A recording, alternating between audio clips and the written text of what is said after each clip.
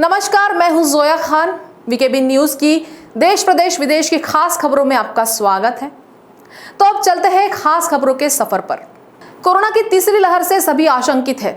सरकार अपने स्तर पर विशेषज्ञों की सलाह के अनुसार कदम बढ़ा रही है। उसी के अनुरूप लॉकडाउन जैसे सख्त फैसले और अनलॉक जैसी राहत की कवायद की जा रही है। सरकार लोगों से भी अतिरिक्त सतर्कता की अपेक्षा कर रही है ताकि महामारी के इस लहर से भी आसानी से निपटा जा सके। इस बीच मुंबई के आगरीपाड़ा स्थित सेंट जोसेफ बोर्डिंग स्कूल में 22 बच्चे कोरोना संक्रमित होने की जानकारी ने हैरान कर दिया है। हैरानी उस याचिका से भी है जिसमें एसोसिएशन ऑफ इंडियन स्कूल ने स्कूल फीस में 15% कटौती के फैसले का विरोध किया है। बहरहाल आशा सेविकाओं के लिए खुशखबर है कि उनका मानधन सरकार ने बढ़ा दिया है। सीबीआई भी खुशी जता सकती है क्योंकि सरकार ने अब पूर्व गृह मंत्री अनिल देशमुख पर लगे भ्रष्टाचार के आरोपों की जांच में साथ देने का वादा किया है। तो आइए रपट पट्टी पर उलझी कुछ तस्वीरों को खबरों के माध्यम से समझते हैं। इन 5 खबरों में प्रदेश की वह सबसे बड़ी बातें जो आपके लिए जानना बेहद जरूरी है। प्रदेश के स्वास्थ्य मंत्री राजेश टोपे ने कोरोना की तीसरी लहर को लेकर बड़ा बयान दिया है। उन्होंने राज्य अतिथि गृह सह्याद्री में पत्रकारों से बातचीत में कहा कि तीसरी लहर में 60 लाख लोग संक्रमित हो सकते हैं। चिंता की बात यह है कि इसमें से 12% मरीजों को ऑक्सीजन की जरूरत पड़ सकती है। इसी अनुपात में मरीजों के लिए बिस्तर की जरूरत पड़ेगी। लिहाजा स्वास्थ्य विभाग को और मजबूत करना जरूरी है। इसी ख्याल से इस विभाग में रिक्त पदों पर 100% बहाली की जाएगी। राज्य के सभी जिलों के लिए 1000 एम्बुलेंस खरीद ली गई है। 500 एम्बुलेंस को अस्पतालों की सेवा में भेज दिया गया है। बाकी के 500 एम्बुलेंस को सितंबर के आखिर तक प्राथमिक स्वास्थ्य केंद्रों तक पहुंचा दिया जाएगा। टोपे ने कहा कि राज्य में स्कूलों को खोलने का फैसला मुख्यमंत्री उद्धव ठाकरे लेंगे, लेकिन स्वास्थ्य विभाग ने सभी जिलाधिकारियों को पत्र भेजकर 5 सितंबर से पहले स्कूलों के शिक्षक और शिक्षकेतर कर्मचारियों का टीकाकरण पूरा करने को कहा है। टोपे ने कहा कि सरकार पूरी तरह सावधानी बरत रही है। लोगों से भी अतिरिक्त सतर्कता की अपेक्षा है ताकि महामारी के इस लहर से भी हम आसानी से निपट सके। मुंबई में बैठी प्रदेश की सरकार एक तरफ कोरोना की तीसरी लहर से निपटने के लिए गुणा भाग कर रही है, वहीं उपमहानगरीय इलाके आगरीपाड़ा में स्थित सेंट जोसेफ बोर्डिंग स्कूल की घटना ने हैरत में डाल दिया है। इस स्कूल के 22 बच्चे कोरोना संक्रमित पाए गए हैं। दरअसल तबीयत खराब होने के बाद 2 बच्चों को नजदीकी डिस्पेंसरी में जांच के लिए ले जाया गया था। दोनों बच्चों की कोरोना जांच की गई तो उनकी रिपोर्ट पॉजिटिव आई। इसके बाद यहाँ मौजूद सभी 95 बच्चों की कोरोना संक्रमण के लिए जांच की गई। जांच रिपोर्ट आई तो पता चला कि इनमें से 22 बच्चे कोरोना संक्रमित हैं। मामले की जानकारी मिलने के बाद मुंबई महानगर पालिका प्रशासन हरकत में आया और आनन फानन में कर्मचारी भेजकर बोर्डिंग स्कूल बाहर से सील कर दिया गया। संक्रमित हुए सभी बच्चे की हालत खतरे से बाहर बताई जा रही है। कोरोना संक्रमित पाए गए बच्चों में से 4 बच्चों की उम्र 12 साल से कम है। इस बच्चों को एहतियातन महानगर के नायर अस्पताल में भर्ती कराया गया है। इसके अलावा 12 ऐसे बच्चे हैं जिनकी आयु 12 से 18 साल के बीच है। इन बच्चों को क्वारंटाइन सेंटर में रखा गया है। कोरोना संक्रमित पाए गए विद्यार्थियों में से 6 ऐसे हैं जिनकी आयु 18 साल से ज्यादा है। उन्हें भी फिलहाल उसी क्वारंटाइन सेंटर में रखा गया है। कोरोना महामारी के बीच महाराष्ट्र सरकार ने हाल ही में राज्य के निजी स्कूलों के लिए 15% फीस में कटौती को अनुमति दी है। इसके लिए राज्य ने अध्यादेश का रास्ता अपनाया है। ये भी कहा है कि संबंधित अध्यादेश जल्द ही जारी किया जाएगा। अब इस कटौती संबंधी निर्णय को बॉम्बे हाईकोर्ट में चुनौती दी गई है। एसोसिएशन ऑफ इंडियन स्कूल ने याचिका दायर की है। इस पर संज्ञान लेते हुए अदालत ने कहा है कि अगली सुनवाई तक स्कूलों के खिलाफ इस शासनादेश के आधार पर कड़ी कार्रवाई न की जाए। याचिका में सरकार के आदेश को अनुचित बताया गया है और इस पर रोक लगाने की मांग की गई है। अभिभावकों में फिर एक बार इसे लेकर चिंता दिखाई दे रही है क्योंकि लंबी जद्दोजहद के बाद राहत की राह नजर आई थी। हालांकि मात्र 15% कटौती से सभी खुश भी नहीं, क्योंकि कोरोना के कारण अनेक लोगों की हालत बेहद खराब है और स्कूलों की फीस इतनी है कि 15% कटौती से उन्हें कोई बहुत बड़ी राहत नहीं मिलने वाली है। अनेक अभिभावक संगठन अभी भी 50% कटौती को लेकर आंदोलन कर रहे हैं। आशा सेविकाओं को स्वास्थ्य के क्षेत्र में रीढ़ की हड्डी माना जाता है, लेकिन अक्सर ही इनकी उपेक्षा सुर्खियों में रहती है। अनेक आंदोलनों में इनके तेवर दिखते भी हैं, लेकिन फिर दबा दिए जाते हैं या दब जाते हैं।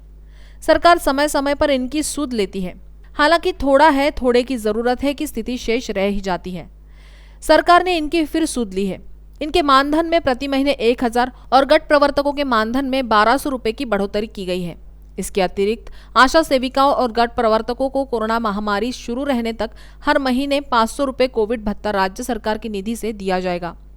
प्रदेश के स्वास्थ्य मंत्री राजेश टोपे ने बताया कि राज्य की 71,000 से अधिक आशा सेविकाएं और 3,500 गट प्रवर्तकों को बढ़े हुए मानधन का लाभ मिल सकेगा। इसके पहले जून महीने में राज्य भर में आशा सेविकाओं ने मानधन बढ़ाने की मांग को लेकर काम बंद आंदोलन किया था, जिसके बाद टोपे ने उन्हें मानधन बढ़ाने का आश्वासन दिया था। फैसले के अनुसार आशा सेविकाओं और गट प्रवर्तकों को मानधन वृद्धि का लाभ जुलाई 2021 से लागू माना जाएगा। इससे सरकार की तिजोरी पर हर साल लगभग 135 करोड़ 60 लाख रुपए का अतिरिक्त बोझ पड़ेगा।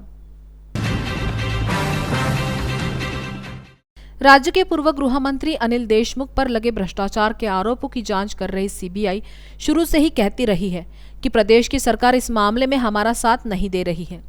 इसे राजनीतिक दबाव से भी जोड़कर देखा गया, लेकिन अब राज्य सरकार ने बॉम्बे हाई कोर्ट को सूचित किया है कि वह राज्य के पूर्व गृह मंत्री अनिल देशमुख पर लगे भ्रष्टाचार के आरोपों की जांच कर रही सीबीआई के साथ वरिष्ठ आईपीएस अधिकारी रश्मि शुक्ला द्वारा पुलिस महकमे में तबादले व तैनाती में कथित भ्रष्टाचार को लेकर दी गई रिपोर्ट को साझा करेगी। सीबीआई की ओर से पैरवी कर रहे additional solicitor general Anil Singh का कहना था कि सीबीआई ने सरकार से वरिष्ठ आईपीएस अधिकारी रश्मि शुक्ला द्वारा पुलिस महकमे में तबादले व तैनाती में होने वाले भ्रष्टाचार को लेकर पुलिस महानिदेशक को भेजी गई रिपोर्ट और पंचनामे से जुड़े दस्तावेज मांगे थे, लेकिन इंतजार का कोई फायदा नहीं हुआ। इस पर वरिष्ठ अधिवक्ता रफीक दादा ने कहा कि पंचनामा रिपोर्ट सीबीआई को नहीं दी जा सकती है, क्योंकि ये इस मुद्दे को लेकर साइबर पुलिस द्वारा शुरू की गई जांच का हिस्सा है। जांच प्रभावित होने से इनकार नहीं किया जा सकता। अब अदालत ने समन्वय का रुख अख्तियार किया है। तमाम समस्याओं की इधर कोरोना से जंग जारी है। दूसरी लहर को देश ने लगभग पार कर ही लिया है, मगर तीसरी लहर की आशंकाओं ने परेशान कर दिया है। केरल और महाराष्ट्र में बढ़ रहे मामले चिंता पैदा कर रहे हैं। चिंता नवजोत सिंह सिद्धू के सलाहकार मलविंदर सिंह माली ने भी जताई है। उन्होंने कहा कि मेरी जान को खतरा है। असम में संदिग्ध उग्रवादियों के तेवर भी कम खतरनाक नहीं। उन्होंने अपने इरादे भी जता दिए हैं, मगर हादसों से पीछा छुड़ाना आसान नहीं। झारखंड के कोडरमा थर्मल पावर प्लांट में लिफ्ट का तार टूटने से 4 लोगों की मौत हो गई है। दिक्कत यह है कि ऐसे परेशान माहौल में धमकी देने वाले असामाजिक तत्व अपनी ही जिद पर अड़े हैं।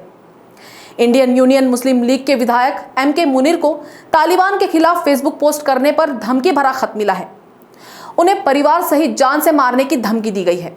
कुल मिलाकर देखा जाए तो देश चिंता के दौर से गुजर रहा है। अंदर खाने में भारी उथल पुथल है। व्यवस्थाओं को सीधे चुनौती दी जा रही है। 5 बड़ी खबरें जो सावधान कर रही है कि हवा की तासीर कुछ अच्छी नहीं है। केरल और महाराष्ट्र में कोरोना के बढ़ रहे मामले आगाह कर रहे हैं। केंद्र सरकार ने दोनों राज्यों को नाइट कर्फ्यू लगाने पर विचार करने की सलाह दी है।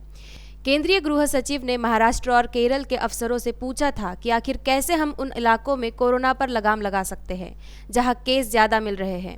उन्होंने दोनों राज्यों को कॉन्ट्रैक्ट ट्रेसिंग, वैक्सीनेशन ड्राइव तेज करने और कोरोना के नियमों का पालन करने की सलाह दी। इसके अलावा दोनों राज्य सरकारों से उन्होंने नाइट कर्फ्यू लगाने की संभावना पर भी विचार करने को कहा है। गृह सचिव ने केरल और महाराष्ट्र सरकारों से कहा कि वे टीकाकरण के अभियान में तेजी लाए और यदि वैक्सीन की कमी होती है तो उसकी मांग करें। केंद्र सरकार ने आने वाले फेस्टिव सीजन के दौरान नियमों का पालन करने की नसीहत दी है। केंद्र ने राज्यों से कहा है कि वे सामाजिक कार्यक्रमों पर रोक लगाए और फेस्टिवल के दौरान भी भीड़ भाड़ न जुटने दें। यदि आने वाले दिनों में कोरोना के केसों में और इजाफा होता है तो एक बार फिर से पाबंदियों के दिन वापस लौट सकते हैं। केरल में ज्यादा संकट देखने को मिल रहा है, जहां हाल ही में बकरी ईद और ओणम जैसे त्योहारों पर ढील दी गई है। ऐसी स्थिति आने से रोके। इंदिरा गांधी पर विवादित टिप्पणी करने वाले नवजोत सिंह सिद्धू के सलाहकार मलविंदर सिंह माली ने अपने पद से इस्तीफा दे दिया है। माली ने अपनी जान को भी खतरा बताया है और कैप्टन अमरिंदर समेत कई लोगों को जिम्मेदार ठहराया है। सिद्धू के नाम लिखे एक खत में मलविंदर सिंह माली ने कहा कि मैं पंजाब कांग्रेस अध्यक्ष नवजोत सिंह सिद्धू को सुझाव देने के लिए दी गई अपनी सहमति वापस लेता हूं। मेरे खिलाफ कुछ नेताओं द्वारा नफरती कैंपेन चलाए गए। अगर मेरी जान को कोई नुकसान होता है या फिजिकल हार्म होता है तो इसके लिए कैप्टन अमरिंदर सिंह, विजय इंद्र सिंगला, कांग्रेस सांसद मनीष तिवारी, सुखबीर सिंह बादल, बिक्रमजीत सिंह मजीठिया और बीजेपी के सुभाष शर्मा, आम आदमी पार्टी के राघव चड्डा और जनरल सिंह जिम्मेदार होंगे। बता दें कि नवजोत सिंह सिद्धू ने हाल ही में मालविंदर सिंह माली और प्यारेलाल गर्ग को सलाहकार नियुक्त किया था। इसके बाद से माली पाकिस्तान, कश्मीर और इंदिरा गांधी पर दिए अपने बयानों की वजह से सुर्खियों में थे।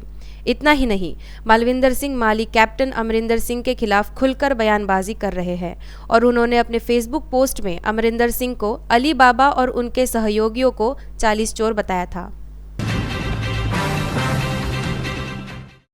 असम के दीमा हसाओ जिले में संदिग्ध उग्रवादियों ने 60 ट्रकों पर अंधाधुंध गोलीबारी की, जिसमें 5 लोगों की मौत हो गई और 1 घायल हो गया।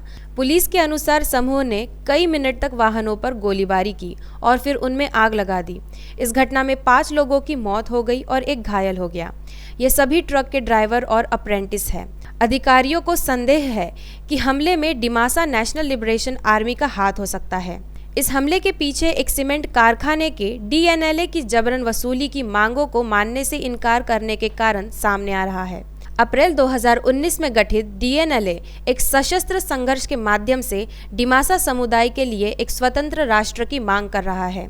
हाल के महीनों में संगठन के सदस्य सुरक्षा बलों के साथ मुठभेड़ में मारे गए हैं या आत्मसमर्पण कर चुके हैं। डिमासा असम की स्वदेशी जनजातियों में से एक है।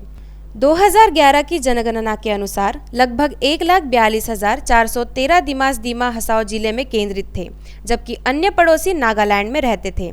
इस घटना ने हिंसक हवा दी है। तपिश कई दिन तक बरकरार रहने के आसार है। पुलिस दल आशंकाओं को निर्मूल साबित करने के लिए हर संभव कदम उठा रही है। झारखंड के कोडरमा थर्मल पावर प्लांट में लिफ्ट का तार टूटने से 4 लोगों की मौत हो गई, जबकि 20 लोग निर्माणाधीन चिमनी के ऊपर फंस गए।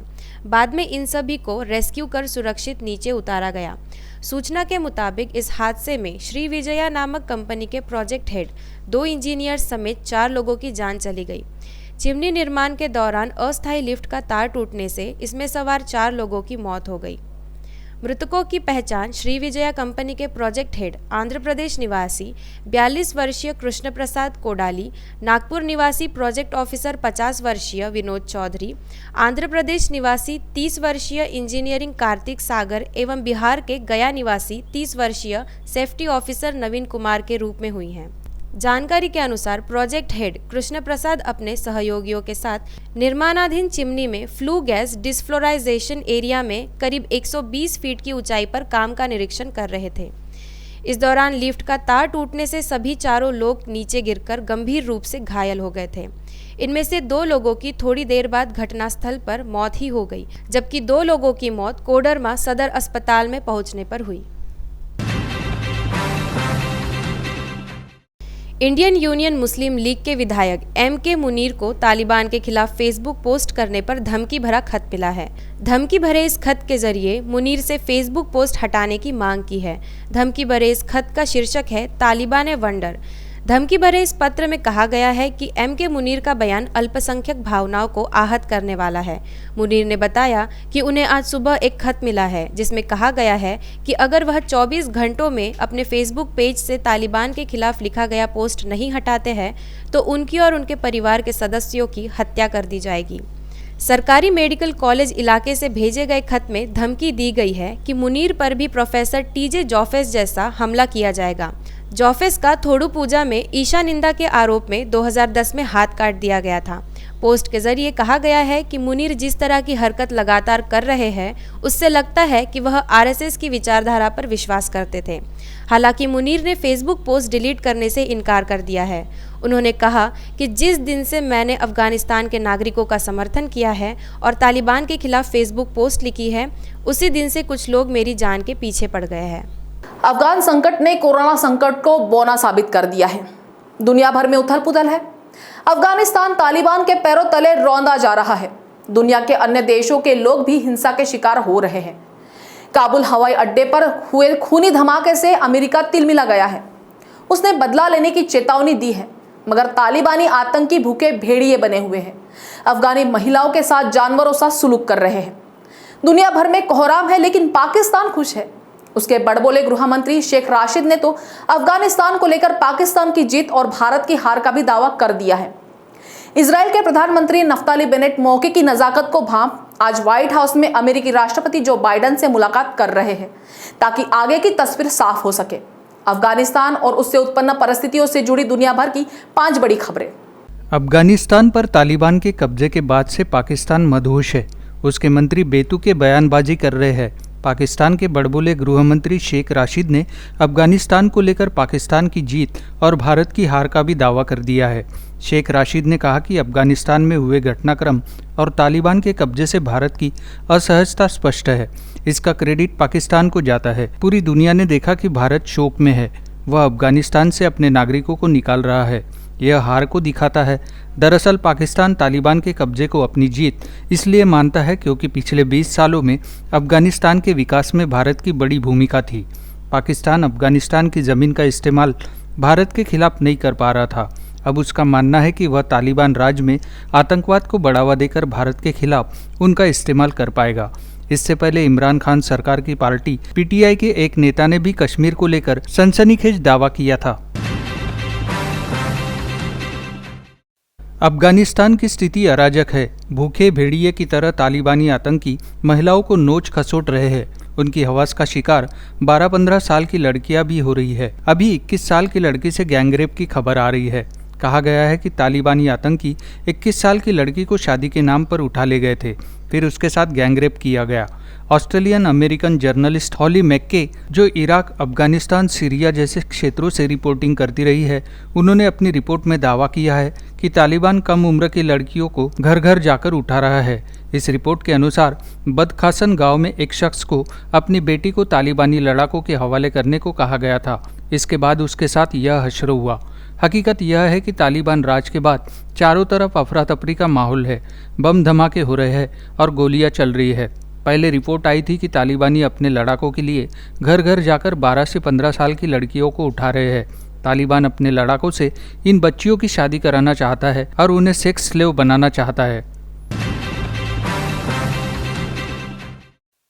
इजराइल के प्रधानमंत्री नफ्ताली बेनेट आज व्हाइट हाउस में अमेरिकी राष्ट्रपति जो बाइडेन से मुलाकात करेंगे।